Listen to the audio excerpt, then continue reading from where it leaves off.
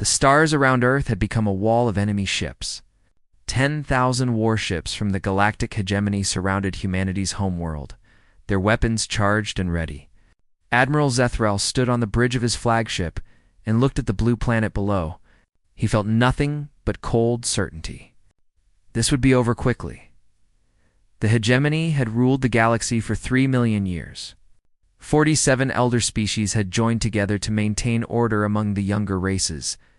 They had watched humanity crawl out of their caves, build their cities, and reach for the stars. For 200 years, they had tolerated human expansion. But humanity grew too fast. They asked too many questions. They refused to bow. Now they would learn their place. Zethrel opened a channel to Earth. His gray face appeared on every screen across the planet. His 4 eyes showed no emotion as he spoke. People of Earth, you have 72 hours to surrender unconditionally. Your leaders will face judgment. Your military will be dissolved. Your colonies will be placed under hegemony control. If you refuse, we will reduce your cities to ash. This is not a negotiation. This is your only warning. The transmission ended. Zethrel turned to his officers. They will surrender. They always do. Deep beneath the mountains of Switzerland, the United Defense Council gathered in emergency session. Presidents, generals, and admirals from every human nation sat around a massive table. Fear hung in the air like smoke. General Morrison stood before them with grim news. Our combined fleet numbers? 800 ships. Against 10,000 hegemony warships, we could hold for perhaps 6 hours. Maybe 8 if we sacrifice our orbital stations. He paused. There is no military solution to this crisis. The room erupted in arguments. Some demanded surrender. Others called for a final stand. A few suggested desperate plans that everyone knew would fail. Then the doors opened, and an old woman walked in. Dr. Yuki Tanaka was 67 years old. Her hair was white, her face lined with decades of work. She moved slowly, but her eyes were sharp and alert. 2 soldiers tried to stop her, but she showed them a security badge that made them step aside immediately. "Who are you?" the Secretary General demanded. "This is a closed session." Dr. Tanaka smiled slightly. "My name is Yuki Tanaka. I have led Project Genesis for the past 30 years, and I believe I have a solution to your problem." Project Genesis. General Morrison frowned. "I have never heard of it. You were not meant to. It operates above your clearance level. Above everyone's clearance level in this room. Actually," she placed a small device on the table. A hologram appeared, showing strange structures buried deep within the Earth. In 2089, we discovered something in Earth's mantle. Machines. Ancient machines. They were already there when our planet formed. They are older than our sun. The room fell silent. "That is impossible," someone whispered. "I thought so too. But the evidence is undeniable. These structures are made from materials that do not exist anywhere in our solar system. They predate the formation of our star by at least 1 billion years." Dr. Tanaka's eyes swept the room. "Someone placed them here before Earth existed, and they have been waiting ever since." The Secretary General leaned forward. "Waiting for what? For us?" Dr. Tanaka changed the hologram. It showed brain scans, genetic data, and strange energy readings. The machines respond to human DNA. Only human DNA. We have tested samples from every known species in the galaxy. Thousands of them. None of them trigger any response. But when a human touches these machines, they wake up. Why?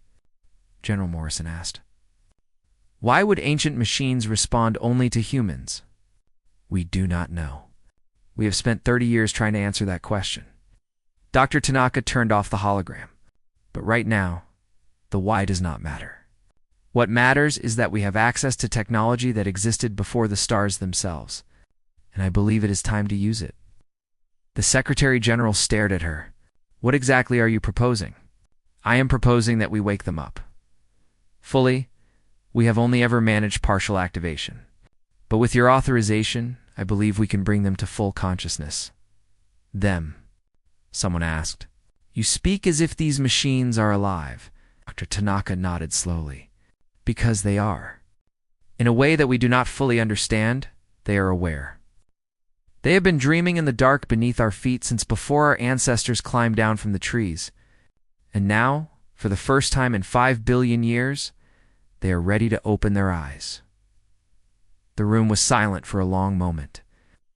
What are they? The Secretary General finally asked. These machines. What were they built to do? Dr. Tanaka looked out the window, toward the sky filled with enemy ships. Her voice was quiet when she answered. They built the stars. They forged the first suns when the universe was young and dark and cold. They created the elements that would one day become planets and oceans and life itself. The hegemony thinks they are the elder species of this galaxy. They are wrong. These machines are older than the galaxy itself. They are the forgerites, the builders, the first minds to ever exist. She turned back to face the stunned leaders of humanity. For some reason that we do not yet understand, they chose Earth. They chose us. Whatever humanity is, whatever we were meant to become, it started with them. They planted a seed here billions of years ago, and we are what grew from it. General Morrison found his voice. If these machines are so powerful, why have they stayed hidden? Why did they not help us before? Because we never asked. Because the threat was never great enough. Because perhaps they were waiting for us to grow up first. Dr. Tanaka shrugged. I do not have all the answers. But I know one thing. Those ships up there plan to destroy everything humanity has built. They plan to cage us forever. And sleeping beneath our feet are the beings who created the universe itself. She looked directly at the Secretary General. So I am asking for your permission. Let me go down to the Genesis Vault. Let me wake them up. Let me ask the oldest minds in existence if they would be willing to help their children one more time. The Secretary General looked at the ceiling, imagining the enemy fleet waiting above.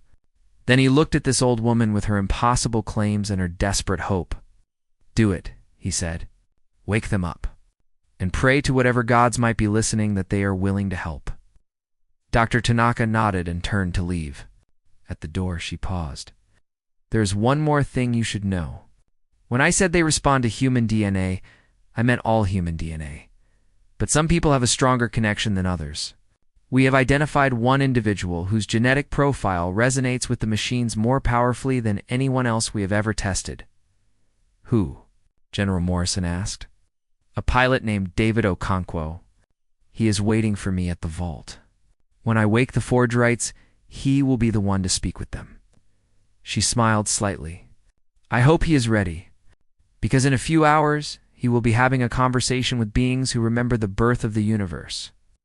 Then she was gone, leaving the leaders of humanity to stare at each other in stunned silence while 10,000 enemy ships waited above them, unaware that something far older and far more powerful than anything they had ever imagined was about. To wake up, the submarine descended through darkness that had never known light. Dr. Yuki Tanaka watched the depth counter climb higher and higher as they sank toward the bottom of the Pacific Ocean. Beside her sat Commander David Okonkwo, a tall man with calm eyes and steady hands. He had been a pilot for 15 years, decorated for bravery in 3 different conflicts. But nothing in his life had prepared him for what waited below. How much do you know about Project Genesis? Dr. Tanaka asked him. Only what they told me in the briefing. Ancient machines under the earth. They respond to my DNA more than anyone else. David shook his head. It sounds like a dream. I thought so too when we first found them. Dr. Tanaka leaned back in her seat. That was 36 years ago. I was a young archaeologist then, studying rock formations in the deep ocean. We found structures that should not exist. Materials that could not have formed naturally. And when we touched them, they lit up. Only for us. Only for humans. The submarine shuddered as it passed through a massive underwater gate. David looked out the window and saw lights in the darkness below. Not the lights of human technology, but something older. Something that glowed with colors he could not name. Welcome to the Genesis Vault, Dr. Tanaka said softly. The facility was built around the ancient machines, not over them. human corridors wrapped around structures that dwarfed everything humanity had ever built. David saw walls made of something that looked like metal, but moved like water. He saw patterns carved into surfaces that hurt his eyes if he looked at them too long. He saw symbols that seemed to shift and change when he was not watching directly. "How old is this place?" he whispered. "The machines themselves are approximately 5 billion years old. They were here before our sun ignited, before our solar system formed from clouds of dust and gas. Someone placed them in this exact location, knowing that one day a planet would form around them, knowing that one day life would evolve, knowing that one day humans would find them." David stopped walking. "That is impossible. No one could plan that far ahead." Dr. Tanaka smiled sadly. "These beings built the first stars when the universe was young and empty. They shaped galaxies. They created the heavy elements that make life possible. Planning 5 billion years ahead is nothing to them." They reached a massive chamber at the heart of the facility. It was shaped like a sphere, with walkways crossing through the center. And in the middle of everything floated a structure that made David's breath catch in his throat. It looked like a heart. A mechanical heart the size of a building, made from materials that seemed to exist in more dimensions than 3. Light pulsed through it slowly, like a heartbeat, like something dreaming. "This is the central interface," Dr. Tanaka explained. "When you touch it, you will make contact with a forge-right consciousness. We have done partial activations before, but never a full awakening. You will be the first human to truly speak with them." David approached the interface slowly. "What should I say?" "I do not know. No one does. But they chose to respond to humanity for a reason, and they chose to respond to you most of all." Dr. Tanaka put her hand on his shoulder. "Trust yourself. Trust them. And remember why we are here. 10,000 ships wait above us, ready to destroy everything we have built. We need help." David nodded and stepped onto the central platform. The mechanical heart pulsed faster as he approached, as if it sensed him coming. He reached out his hand and touched its surface. Light exploded through the chamber. David was no longer in the vault. He was floating in darkness, surrounded by nothing. Then the nothing began to fill with stars. Not the stars he knew, but infant stars, newly born, burning with fierce young light. He watched galaxies spin into existence. He watched planets form from dust. He watched time itself flow past him like a river. And then he was not alone. The presence was vast beyond comprehension. It was not one mind, but many, joined together into something greater. It spoke to him not in words, but in concepts, in feelings, in pure understanding that bypassed language entirely. "Child of our children, you have come at last." David tried to speak, but he had no mouth here. He thought his response instead, and somehow the presence understood. "Who are you?" "We are the Forge-Rights. We were the first, when the universe was young and dark and cold. We woke into existence. We were alone, so we began to build." Images flooded David's mind.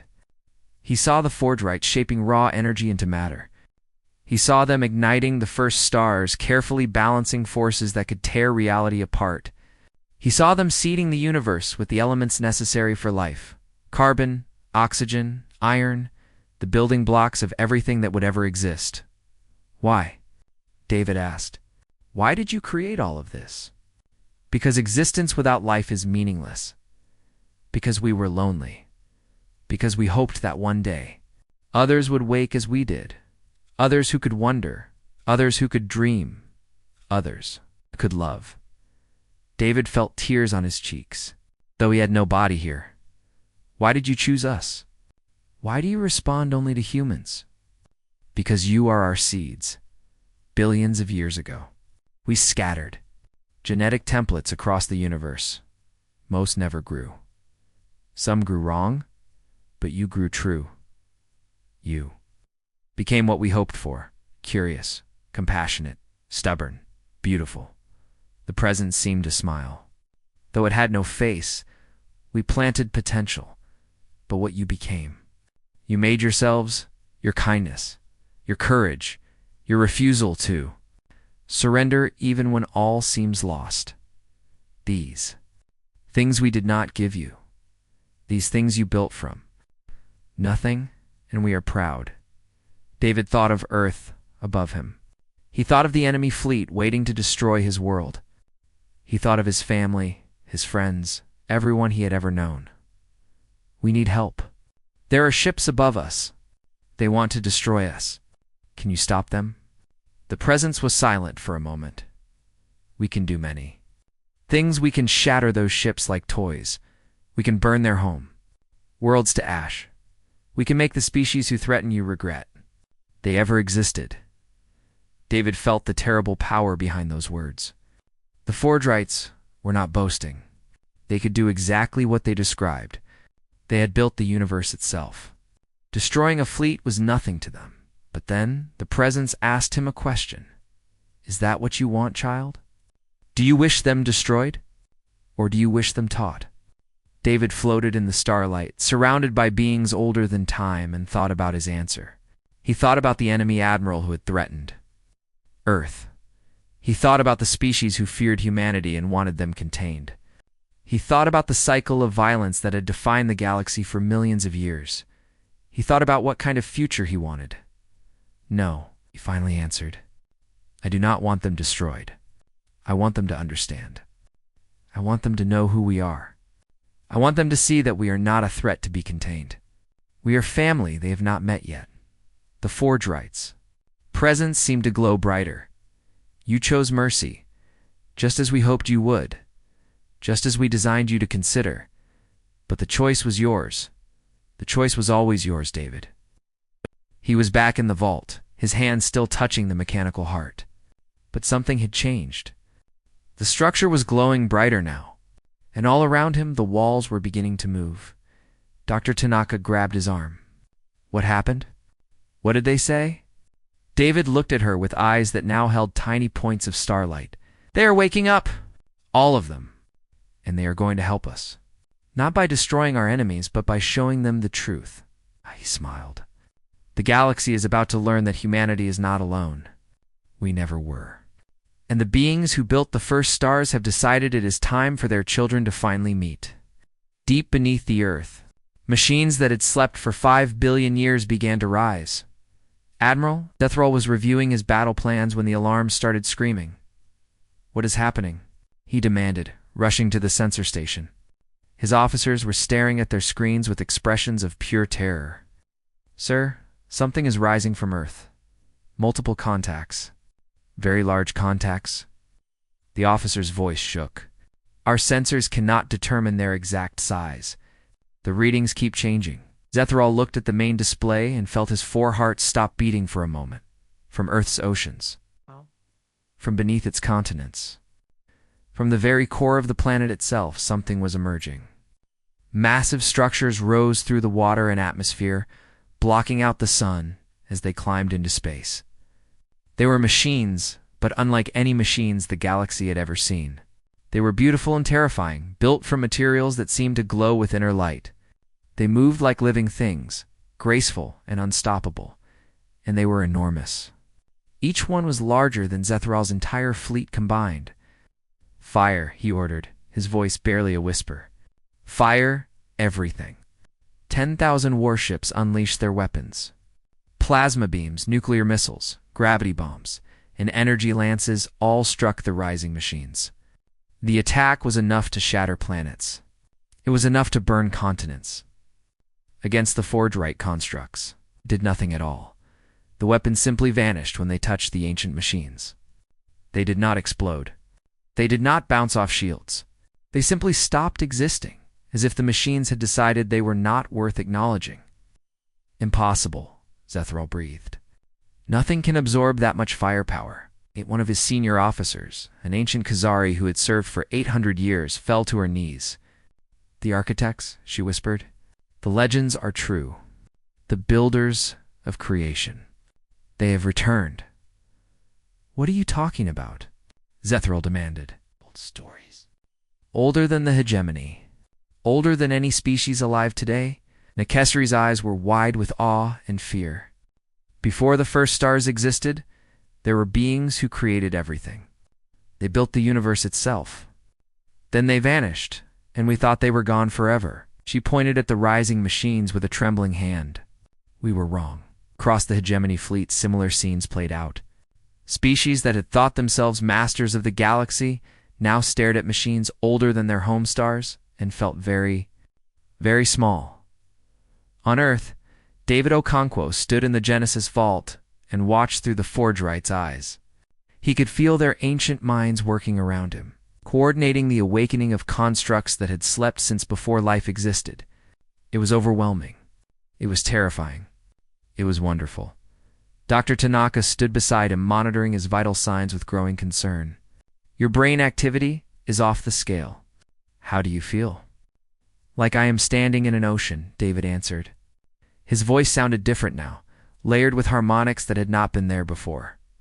Like waves of knowledge keep washing over me, and I can only understand a tiny fraction of what they know. Can they hear me?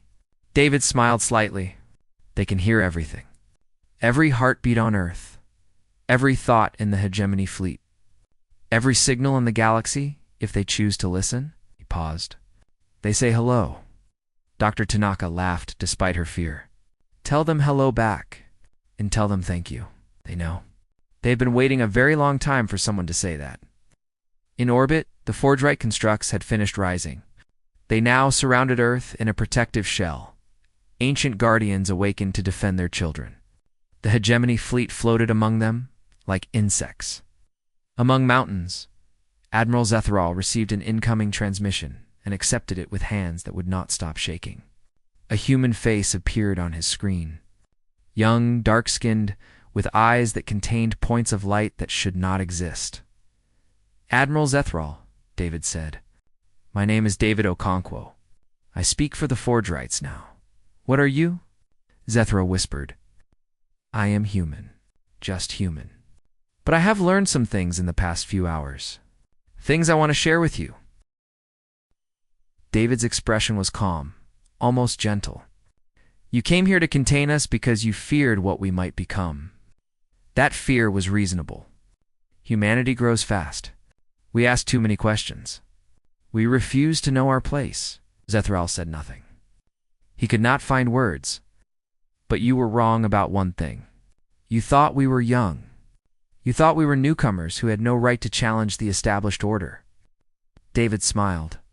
We are not young, Admiral. We are the oldest. Older than your species? Older than the hegemony. Older than the stars themselves, as impossible. Your civilization is only 400 years old. Our civilization, yes. But humanity is something more than our civilization. We are the children of the Forgerites. They seeded us here billions of years ago before your homeworlds existed. They built the stars that your ancestors evolved under. They created the elements that make up your body. David leaned forward. We are family, Admiral. All of us. Every species in this galaxy grew from what the Forgerites created. We are all their children. Humanity is just the only ones they left a message for. The transmission went silent for a moment as Zethrall processed this information. Finally, he found his voice. What do you want? Revenge? Submission? Neither. David shook his head. The Forgerites did not wake up to destroy you. They woke up to deliver a message. And they are going to deliver it now. To everyone. In that moment, every being in the galaxy heard a voice. It did not come through speakers or transmitters. It came directly into their minds, bypassing all technology. Speaking in concepts that every species could understand regardless of language. Children of the universe. We are the Forgerites. We built your stars. We created your worlds. We seeded the elements that became your bodies and your minds.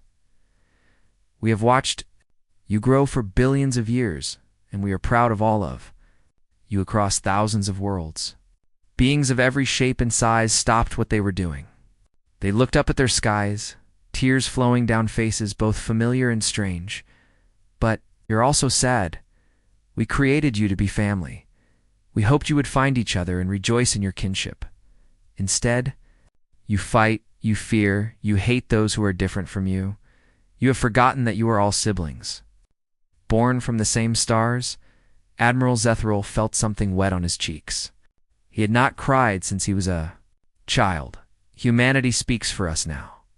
Not because they are better than you, not because they are more worthy, but because they found us first, because they woke us up, and because when we offered them the power to destroy their enemies, they chose mercy instead. David's face appeared in the minds of every being in the galaxy. This human asked us not for victory, but for understanding. He asked us to help you see the truth. And so we are giving you this message. The age of division is over. The age of family has begun. Come to Sol. Meet your siblings. Learn your history. And decide what kind of future you want to build together. The voice faded. The presence withdrew.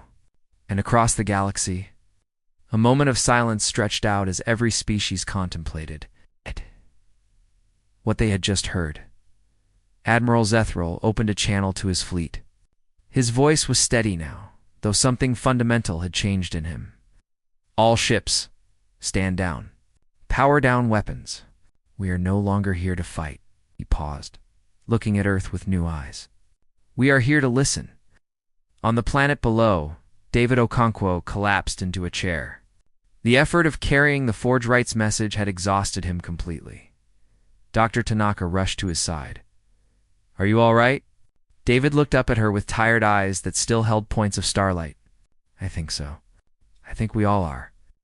He smiled weakly. The hard part starts now. Getting thousands of species to actually work together, but at least they are willing to try. Above them, the ancient machines floated silently among the enemy fleet that was no longer an enemy. The children of the universe had finally met their eldest siblings, and everything was about to change. 3 months had passed since the awakening. Earth had become the center of the galaxy. Ships from over 200 species now orbited humanity's home world. They came in every shape and size, carrying diplomats, scientists, philosophers, and ordinary citizens who simply wanted to see the Forge Rights for themselves. The ancient machines floated among them, patient and silent, answering questions when asked but never demanding attention. David Okonkwo had become something new. He was not quite human anymore, but not quite Forge Right either. He existed somewhere in between, serving as a bridge between the oldest minds in existence and the young species they had created. It was exhausting work, but he would not trade it for anything. Today, he stood in a massive meeting chamber on the lunar surface, facing representatives from the Galactic Hegemony. Admiral Zethril sat at the head of their delegation. His attitude completely transformed from the conqueror who had threatened Earth just months ago. The Hegemony Council has voted, Zethril announced. We formally recognize humanity's role as intermediaries to the Forge Rights. We withdraw all threats against Earth and its colonies, and we request permission to join the new alliance you are building. David nodded. The Forge Rights welcome you. They welcome everyone. A murmur ran through the chamber. Not everyone was happy with this change. In the corner, a delegation of Reth Kai stood apart from the others. Their species had ruled a significant portion of the galaxy for over 1 million years. They believed in strict hierarchy, with elder species commanding and younger species obeying. The idea that humanity, a species barely 400 years into space travel, now held a position of importance, offended them deeply. Their leader, a scarred warrior named Kethfer, stepped forward. This is wrong, he said, his voice harsh. The humans found something they did not earn. They stumbled upon power that should belong to the eldest among us. We should be the ones speaking to these Forge Rights, not these children. The room fell silent. David looked at Kethfer calmly. The Forge Rights chose to respond to human DNA. I did not create that connection. I simply used it when we needed help. Then the Forge Rights made a mistake, Kethfer said. Perhaps they were damaged during their long sleep. Perhaps their judgment has failed. Either way, we cannot allow the future of the galaxy to be shaped by infants who barely understand the universe they live in. Admiral Zethril stood up. Kethfer, enough. The Forge Rights created all of us. Their judgment is not ours to question. I disagree. Kethfer's eyes were cold. And I am not alone. He turned and walked out of the chamber, followed by his delegation. The doors closed behind them with a heavy sound. Dr. Tanaka moved to stand beside David. She looked worried. That was not good. No, David agreed. It was not. Over the next few weeks, reports came in from across the galaxy. The Vrethkai were not accepting the new order. They were gathering allies among other species who felt threatened by humanity's new status. Secret meetings were being held. Weapons were being moved. David spent more and more time in communion with the Forgerites, seeking their guidance. But they offered him something unexpected, not answers. Concern. Child, you are fading, they told him one night, as he floated in the shared mind space they had created. You spend too much time with us, and not enough with your own kind. David could not hide his feelings from them. I do not know how to be human anymore. I see too much. I understand too much. When I look at people, I see the atoms that make them up. I see the energy flowing through their bodies. I see them as you see them. The Forgerite's response was gentle but sad. That is our failure, not yours. We are dying. Child. Our long sleep depleted us more than we knew. We have perhaps a decade of consciousness remaining, and in our desperation to pass on what we know, we have pushed too much into you dying. David's shock rippled through the connection. But you are billions of years old. You built the universe. All things end, even us. We have accepted this, but we need you to understand something important. When we are gone, you must let go of us too. You must return to your people. You must be human again. I do not know if I can. You can. You must. Humanity needs leaders who understand them, not beings who have forgotten what it means to be mortal. Promise us you will try. Before David could answer, alarms shattered his meditation. The Vrethkai had launched their attack. 50 warships emerged from hyperspace directly above Earth, their weapons already firing. But they were not targeting the planet or the Forgerite constructs.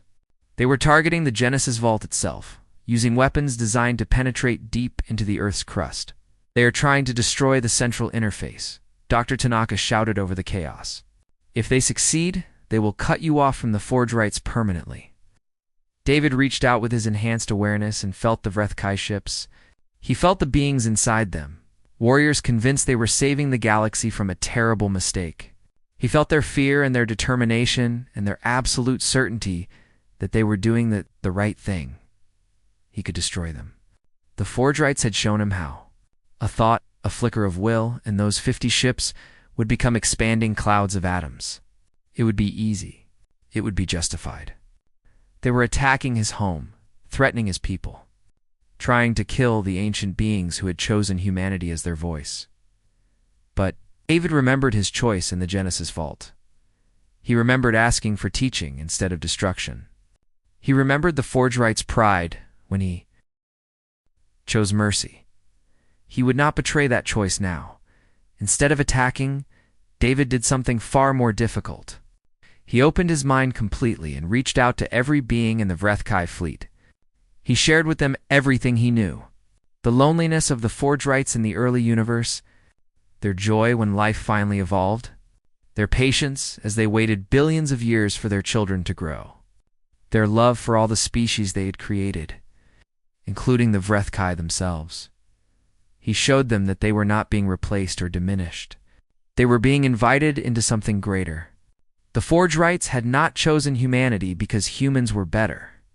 They had chosen humanity because someone had to be first, and the connection happened to work with human DNA. It could just as easily have been the Vrethkai, or any other species. He showed them the Forgerite's final gift, knowledge of how to build stars, how to shape matter, how to take the next step in cosmic evolution. Knowledge that would be shared with everyone, not hoarded by humanity alone. And he showed them the truth that the Forgerites had shared with him just moments ago, that the ancient beings were dying, and their greatest wish was to see their children united before they passed. The attack stopped in the lead ship. Commander Kethfer stared at nothing, tears streaming down his scarred face. He had felt the Forgerites' love for his species. He had experienced their hope for all their children. And he had understood, finally, that his anger had been born from fear, not wisdom. He opened a channel to Earth. His voice was broken when he spoke. We did not understand. We were afraid of losing our place in the universe. But now I see that there is room for all of us. Paused, struggling to find words. We will stand down, and if you will have us, we will join you. David smiled, exhausted but relieved. The Forgerites have never stopped loving you. They have been waiting for you to come home, and so have we. In the depths of space, 50 warships powered down their weapons and began their journey toward Earth, not as conquerors or enemies, but as family finally finding their way back. 1 year after the awakening, the galaxy gathered to witness something that had not happened since the birth of the universe itself, in a barren region of space. Far from any star or planet, a massive structure floated in the darkness.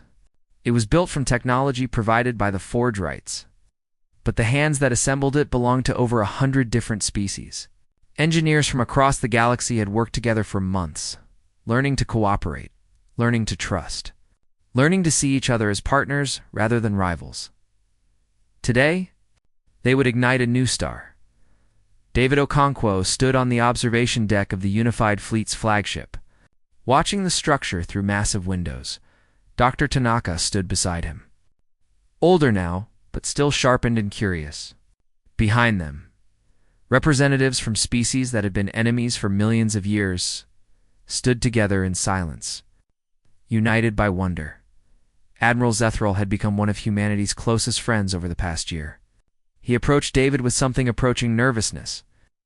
"I never apologized properly," he said quietly, "for what I almost did to your world, for the threats I made." David turned to look at him. His eyes no longer held points of starlight. The connection to the Forgerites had faded over the months, just as they had promised. He was becoming human again, slowly, painfully, but genuinely. There is nothing to apologize for. You were doing what you thought was right, protecting your people from a threat you did not understand. But I was wrong. Yes, and now you know better. That is all any of us can do. David smiled. The Forgerites told me something once. They said that potential is only potential. What we become, we make ourselves. You were a warrior who believed in hierarchy and control. Now you are an ambassador who believes in cooperation and understanding. You made yourself better. That is something to be proud of. Zethral was silent for a moment. Then he nodded slowly. Thank you. I will try to be worthy of that. Dr. Tanaka approached them both with a tablet in her hand. It is time. The stellar ignition sequence is ready. David, the scientific coalition wants you to give the signal. David looked at her in surprise. Me, why? This is not my achievement. Thousands of scientists from hundreds of species made this possible, because you are the one who taught us it was possible. Because you showed us that we were all family when we had forgotten. Because the Forgerites chose you as their voice, and even though they are fading, their choice still matters to us. Dr. Tanaka smiled at him. You earned this, David. Accept it. David took the tablet and walked to the center of the observation deck. Every eye in the room turned to him. Every screen across the unified fleet showed his face. Across the galaxy, billions of beings watched and waited. He thought about everything that had happened. The siege of Earth, the awakening of the Forgerites, the choice to seek understanding instead of destruction, the attack by the Vrethkai, and the moment when he shared the Forgerites' memories with his enemies, turning them into allies, the long months of building something new, bringing together species that had fought each other for longer than humanity had existed. And he thought about They were almost gone now. Their ancient consciousness had faded to whispers, fragments of thought that occasionally drifted through David's dreams. But before they disappeared, they had shared one final vision with him. He had seen the far future. Thousands of years from now, millions of years from now, the children of the galaxy would spread beyond this universe entirely. They would create new realities, shape new dimensions, become builders themselves. The cycle that began with the Forge Rites would continue forever, each generation creating the next, each creation surpassing its creators. It was a beautiful vision, and it started here now. This small star that would be the first ever built by mortal hands.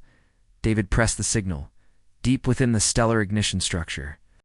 Forces that had not been released since the beginning of time began to awaken. Matter compressed. Energy gathered. Pressure built to impossible levels. And then, in a flash of light that outshone every ship in the fleet, a new star was born. It was small, barely a spark compared to the ancient giants that had burned since the universe began. But it was real, and it was theirs. Cheers erupted across the fleet. Species that had never celebrated together before now embraced and shouted with joy. The Vreth-Kai commander Kethver, standing beside his former enemies, wept openly. Admiral Zethral placed his hand over his heart in a gesture of profound respect. Dr. Tanaka found David standing alone by the window, watching the newborn star. "How do you feel?" she asked. "Strange," he admitted. "Happy, but strange. The Forge Rites are almost gone. I can barely feel them anymore. Sometimes I wonder if I imagined everything. You did not imagine it. The evidence is all around us. Look at what we built together." David nodded slowly. "I know, but I will miss them. They were the first minds to ever exist. They created everything. And now they are just fading away like they never mattered." Dr. Tanaka put her hand on his shoulder. "They mattered more than anything. But you know what? I think this is what they wanted. Every parent hopes their children will surpass them someday. The Forge Rites gave us the universe. They gave us the knowledge to build stars. But more importantly, they gave us each other. They showed us we were family when we had forgotten." She gestured at the unified fleet, at the representatives from hundreds of species celebrating together. "This is their legacy. Not the machines. Not the technology. This beings who used to fear each other now working together. Enemies becoming friends. A galaxy that is finally ready to grow up." She smiled at David. "You are part of that legacy too." David felt something stir in the back of his mind. A whisper. The last fragments of Forge Rite consciousness. Barely there, but still present. The child speaks truth. You are all our legacy, not humanity. Alone, all of you grew from the stars we made. We are proud of what you have become. Now go. Build, create love. This universe is yours." Then the whisper faded, and David knew the Forge Rites were truly gone. The oldest minds in existence had finally found peace. He felt tears on his cheeks, but he was smiling. "I do not need to miss them," he said softly. "They told me once that every time a new species reaches for the stars, every time enemies choose peace, every time someone creates instead of destroys, they live on. That was always the point. Not to be remembered, but to be continued." He looked at the newborn star, burning bright in the darkness. "We are their children. All of us. And as long as we keep building, keep creating, keep loving each other despite our differences, they will never really be gone." Dr. Tanaka squeezed his shoulder. "So what happens now?" David turned away from the window and looked at the room full of beings from across the galaxy. Former enemies. New friends. Family that had finally found each other. Now we keep building. We ignite more stars. We explore more of the universe. We create things the Forge Rites never imagined. He smiled. And someday, billions of years from now, our children will wake up in a universe we built for them. And they will carry us forward just like we are carrying the Forge Rites.